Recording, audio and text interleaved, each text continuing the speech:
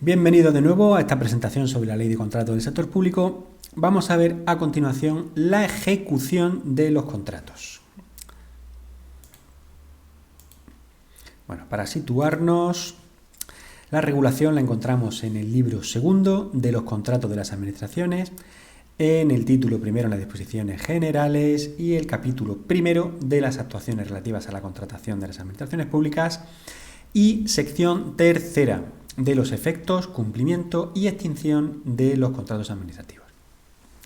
La sección tercera aborda los aspectos relacionados con las consecuencias, ejecución y finalización de los contratos administrativos. Esto incluye disposiciones sobre las obligaciones y responsabilidades de las partes, los mecanismos para garantizar el cumplimiento contractual, las modalidades de determinación del contrato y las consecuencias de su extinción, entre otros aspectos relevantes para la gestión y administración de los contratos. Bueno, vamos a pasar a ver la subsección primera, efectos de los contratos. Bueno, esta subsección establece el régimen jurídico que rige los efectos de los contratos administrativos, determinando que se regirán por las normas referidas en el apartado 2 del artículo 25, así como por los pliegos de las cláusulas administrativas y de prescripciones técnicas. Además, destaca que los contratos se deben cumplir conforme a sus cláusulas, aunque las administraciones públicas conservan prerrogativas establecidas por la legislación a su favor. La subsección tercera, ejecución de los contratos, se refiere al manejo del incumplimiento parcial o defectuoso de los contratos administrativos. El artículo 192 se denomina incumplimiento parcial o cumplimiento defectuoso. Los pliegos o documentos descriptivos pueden contemplar penalizaciones por incumplimiento defectuoso de la prestación o por no cumplir los compromisos o condiciones especiales del contrato. Estas penalidades deben ser proporcionales al incumplimiento y no pueden exceder del 10% del precio del contrato, con un límite del 50% del total. Si el contratista incumple parcialmente, la Administración puede optar por resolver el contrato o imponer las penalizaciones establecidas en los pliegos. Los pliegos de los acuerdos marco pueden incluir penalizaciones similares para las obligaciones derivadas del acuerdo marco y los contratos basados en él. Bueno, vamos a ver el artículo 193 relativo a la demora de la ejecución. Bueno, este artículo establece las disposiciones relacionadas con la demora de la ejecución en los contratos administrativos.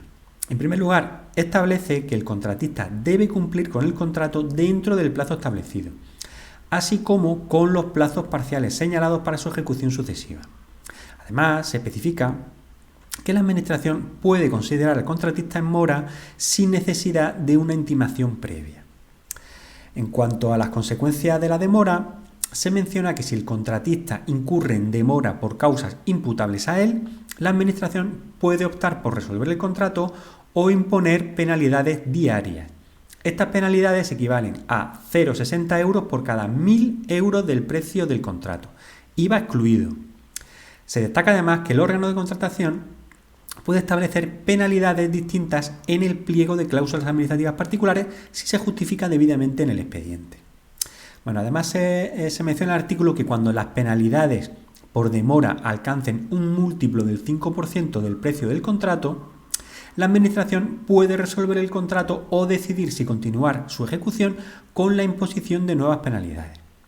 Por último, se especifica que la Administración tiene las mismas facultades respecto al incumplimiento de los plazos parciales, pudiendo resolver el contrato o imponer penalidades si la demora en su cumplimiento hace presumir razonablemente la imposibilidad de cumplir el plazo total.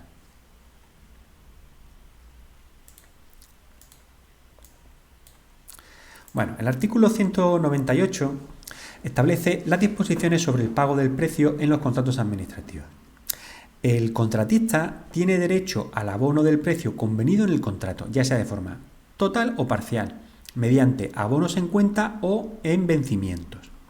Además, puede recibir abonos a cuenta por operaciones preparatorias, asegurados con garantía, eso sí. La Administración debe pagar dentro de los 30 días posteriores a la aprobación de las certificaciones o documentos de conformidad, con posibilidad de intereses de demora y costos de cobro en caso de demora también. Si el pago se retrasa más de 4 meses, el contratista puede suspender el contrato. Y si la demora es de más de 6 meses, el contratista puede resolver el contrato y ser compensado por daños. Se establecen además limitaciones para el embargo de abonos a cuenta. Finalmente señala que las comunidades autónomas pueden reducir los plazos establecidos en la ley. Bueno, vamos a pasar a ver la subsección cuarta a continuación de modificación de los contratos y que aborda principalmente la potestad y los procedimientos para realizar cambios en estos contratos en función del interés público. La modificación solo se permite por razones de interés público y dentro de los límites establecidos en esta subsección. Se deben además seguir los procedimientos que se definen en el artículo 191 con ciertas particularidades que se establecen en el artículo 207. Las modificaciones pueden ocurrir si están previstas en el pliego de cláusulas administrativas particulares según se establece en el artículo 204 y, excepcionalmente, pueden realizarse modificaciones no previstas en el pliego siempre que se cumplan ciertas condiciones que se definen en el 205. Además, las modificaciones deben formalizarse de acuerdo con las disposiciones de la norma y además se requiere su publicación de acuerdo con lo que establecen los artículos 207 y 63 para garantizar la transparencia y el cumplimiento normativo.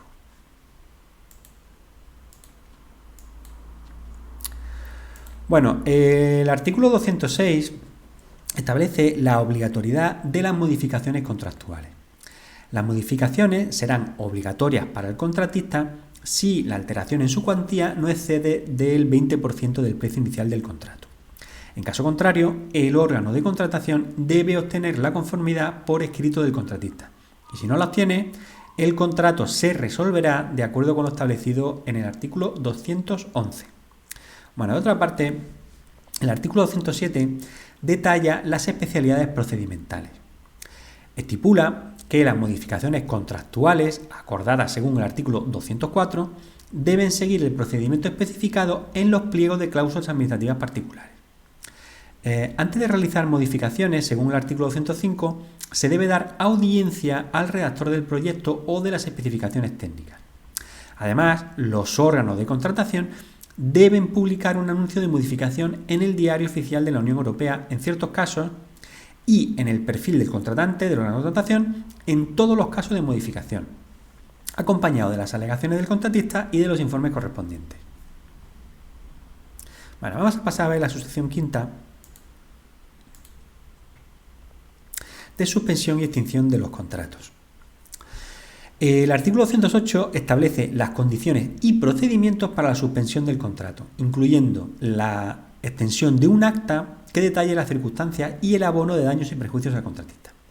Se especifican los conceptos indemnizables y el plazo de prescripción para reclamar.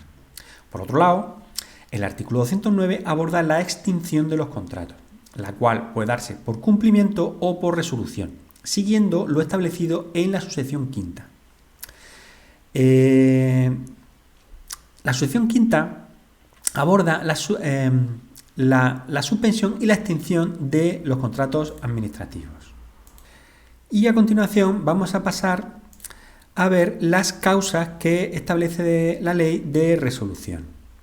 Bueno, esto se realiza en el artículo 211, que enumera las causas de resolución del contrato y que son las siguientes: muerte o incapacidad del contratista individual, extinción de la personalidad jurídica de la sociedad contratista, declaración de concurso o insolvencia, mutuo acuerdo entre la administración y el contratista, demora en el cumplimiento de los plazos, demora en el pago por parte de la administración, incumplimiento de la obligación principal del contrato, incumplimiento de otras obligaciones de ejecutar la prestación en los términos pactados, causas específicas para cada categoría de contrato e impago de salarios o incumplimiento de condiciones establecidas en los convenios colectivos. Bueno, y finalmente señala que en caso de concurrencia de varias causas con diferentes efectos económicos, se atenderá a la que haya aparecido primero en el tiempo.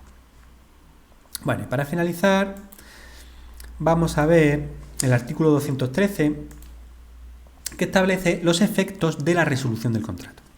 En primer lugar, cuando la resolución ocurre por mutuo acuerdo, los derechos de las partes se ajustan según lo que se haya pactado.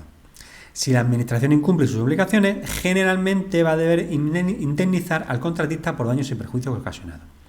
En caso de resolución por incumplimiento del contratista, este puede perder la garantía y debe, en este caso, indemnizar a la Administración por los daños adicionales.